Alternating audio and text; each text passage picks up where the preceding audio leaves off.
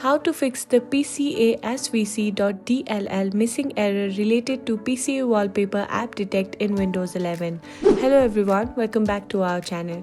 Today I'm going to show you how to fix the pcasvc.dll missing error related to the PCA's Wallpaper app detect in Windows 11. First, let's get started by clicking on the Start menu, type in Task Scheduler and then hit Enter. Once the Task Scheduler open, look to the left side of the window. Here you'll want to expand the Task Scheduler library. Now navigate to the Microsoft, then to Windows and find the Application Experience folder. Once on the right side, you will see a list of tasks. Locate the PCA Wallpaper app detect tasks, right-click on it and then select Delete. When prompted, click Yes to confirm the deletion. Now close the Taskbar Scheduler window and then restart your computer.